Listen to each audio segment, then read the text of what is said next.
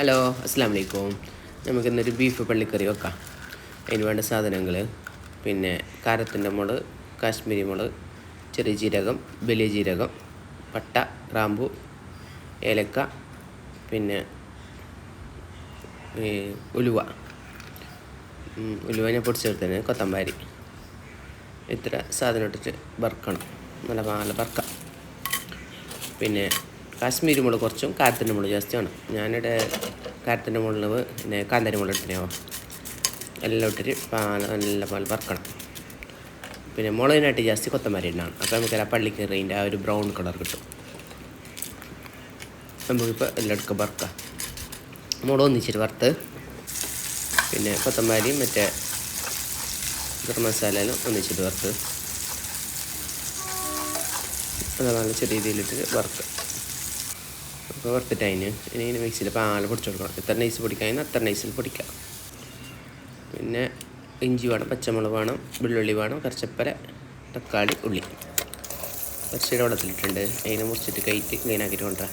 1 കിലോന് ഇറച്ചിക്ക് 2 തക്കാളിയും 1 കിലോ ഇറച്ചിക്ക് 1 തക്കാളിയും 2 ഉള്ളി പോലെ ഇട്ടാൽ മതി. കുറേ ഉള്ളി തക്കാളി വേണം. അപ്പോൾ ഇങ്ങനെ കഴിഞ്ഞ പോലെ കുറച്ച് മതി. ഇനി ഇതെല്ലാം ഒന്നിച്ചിട്ട് മിക്സ് ആക്കുക. ഇപ്പോൾ ഇറച്ചി ഒരു ചട്ടിയിലിട്ടിട്ടുണ്ട്. ഉള്ളിയും തക്കാളിയും പച്ചമുളക്, ഇഞ്ചി, വെള്ളുള്ളി എല്ലാം കട്ടാക്കി വെച്ചിട്ടുണ്ട്. മുളക് പൊടി, ഉപ്പ്, കുരുമുളക് പൊടി, മഞ്ഞൾപ്പൊടി. ഇഞ്ചിയും വെള്ളുള്ളിയും പച്ചമുളകും ചതക്കണം മിക്സിയിൽ. മറ്റേത് 2 കട്ടാക്കിയിട്ട് ഇടണം. ആവശ്യത്തിന് ഉപ്പ് ഇട്ടിട്ട് ഒരു ചട്ടിയിലിട്ടിട്ട് കുറച്ച് തേങ്ങ എണ്ണ വെച്ചിട്ട് പാലൊക്കെ വെച്ചിട്ട് എടുക്കണം. ഇതിൽ പൊടിപ്പിക്കണം.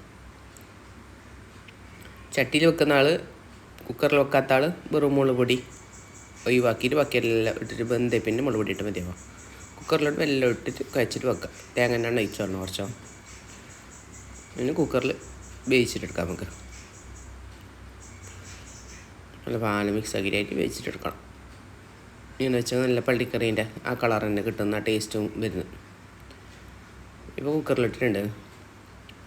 കുക്കറിൽ ഒരു 4-5 വിസിൽ കൊടുക്കേണ്ടി വരും. ഞാൻ പിന്നെ ഹൈ ഫ്ലെയിമിൽ 3 വിസിലും ഒരു മീഡിയമിൽ 2 വിസിലും കൊടുത്തിന്. തേങ്ങ വേണമെങ്കിൽ കുറച്ചോ തേങ്ങ വറക്കണം. അല്ല പാലമ്മ വറുത്തെടുക്കാൻ ഇറക്കുന്നില്ലേ, അങ്ങനെ തേങ്ങ വറക്കണം. കുറച്ച് ബ്രൗൺ കളർ വറക്കുക. തേങ്ങ വറുത്തിട്ടെടുത്തിന് ഇത് ലാസ്റ്റ് ഇടാനുള്ളത്. പിന്നെ ഇപ്പോൾ ഇവിടെ ഇനി ഇറച്ചിയിൽ വെന്തിന് 5 വിസിലല്ല പാൽ വെന്തിന് ഇറച്ചി. ഇനി ഒരു വലിയ ചട്ടിക്ക് വെച്ചിട്ട് നല്ല പാല വറ്റിച്ചിട്ട് എടുക്കണം. ഈ വെള്ളം വറ്റണം. ഇതിൻ്റെ ഇറച്ചി പാല വെള്ളം പോകണം. മാത്രമോ ഇറച്ചി വെള്ളം കൊട്ടാൻ കഴിയില്ലാകുമ്പോൾ വെള്ളം തോട്ടപ്പാത്രത്തിൽ ഇറച്ചി എത്ര ഇട്ട് വെച്ചാൽ എത്ര നല്ല വെള്ളം പോകാൻ. എനിക്ക് പിന്നെ ഈ മീറ്റ് മസാല ഇടണം. ഈസ്റ്റൻ്റെ മീറ്റ് മസാല തന്നെ ഇടണോ? അതല്ല പാങ്ങാൻ. അപ്പോൾ ഞാൻ ഇട്ടയിലും കറ്റ പാങ്ങാൻ ഈസ്റ്റൻ്റെ മീറ്റ് മസാല അതും പാങ്ങാനിട്ട് കൊടുക്കുക. പിന്നെ ഈ സ്റ്റേജിൽ കുറച്ച് എന്താക്കണം അറിയാം, ഗരം മസാലിൻ്റെ പൊടി എക്സ്ട്രാ ഇട്ട് കൊടുക്കണം. പിന്നെ കുരുമുളക് പൊടി ഇട്ട് കൊടുക്കണം. അത് വീഡിയോ എന്തോ കിട്ടിയിട്ടില്ല. ആ 2 സാധനം ഇടണം അതിലേക്ക്. എന്നിട്ട് ഈ വെള്ളം ഫുള്ളിലേക്ക് വറ്റിച്ചിട്ട് നല്ല വരട്ടിയിട്ട് എടുക്കണം. എന്നിട്ട് പിന്നെ തേങ്ങ വറുത്ത് വെച്ചിട്ടേ അതിനും ഇടണം. തേങ്ങ വറുത്ത് വെച്ചത് ഇട്ടു. തേങ്ങ വറുത്ത് വെച്ചിട്ട് പെട്ടെന്ന് വെള്ളം വലിക്കും. കുറേ തേങ്ങ വേണ്ട. ഒരു 2 കിലോ ഇറച്ചിക്ക് ഒരു അരമുറി തേങ്ങ മതി. ഇപ്പോൾ ഇവിടെ നല്ല വാങ്ങുന്നത് പറ്റിയിട്ടല്ലേ. നമുക്ക് എത്ര ലൂസ് വേണ്ട അത്ര ഇടിച്ചെടുക്കാം. ഞാൻ ഇപ്പോൾ ഫ്രീസറിൽ വെക്കുന്നത് കൊണ്ട് ഇപ്പോൾ തീവണ്ടാക്കി ഇത്ര പറ്റിയാൽ മതി. ഇപ്പോൾ നോക്കിയല്ല പറ്റിയല്ല പള്ളിക്കറീൻ്റെ കളറായിട്ട് വയ്ക്കുക.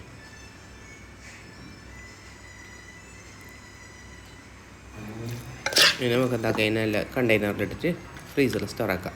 ഒരിക്കലെടുക്കാൻ പറ്റുന്ന കണ്ടെയ്നറിൽ ഇടണം. ഒന്നിച്ചിട്ടെടുക്കുന്ന പോലെ വേണ്ട. എല്ലാം ഇട്ടിട്ടുണ്ട് ഇപ്പോൾ ഇവിടെ.